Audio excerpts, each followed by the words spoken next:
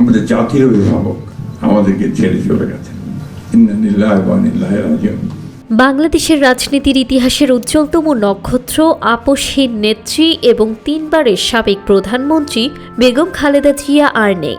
মঙ্গলবার সকাল 6টায় ঢাকার এভারকেয়ার হাসপাতালে চিকিৎসাধীন অবস্থায় তিনি ইন্তেকাল করেন। তার এই মৃত্যুতে যবনিকাপাত হল বাংলাদেশের রাজনীতির এক দীর্ঘ ও মহাকাব্যিক অধ্যায়ের।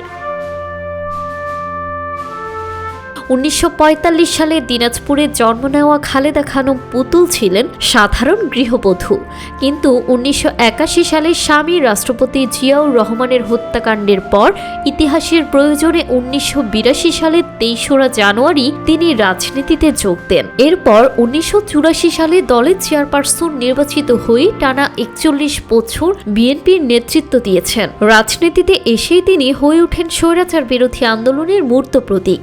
এরশাদ বিরোধী আন্দোলনের সময় 1983, 1984 এবং 1987 সালে মোট 3 বার গ্রেপ্তার হন তিনি। রাজপথে আপোষহীন ভূমিকার কারণে জনগণ তাকে দেশনেত্রী উপাধিতে ভূষিত করে। তার নেতৃত্বেই 1991 সালে বিএনপি নির্বাচনে জয়ী হয় এবং তিনি বাংলাদেশের প্রথম নারী প্রধানমন্ত্রী হিসেবে শপথ নেন। রাজনৈতিক জীবনে তিনি কখনোই নির্বাচনে পরাজিত হননি, কিন্তু ক্ষমতার দ্বন্দ্ব ও ষড়যন্ত্র তাকে বারবার কারাগারে পাঠিয়েছে।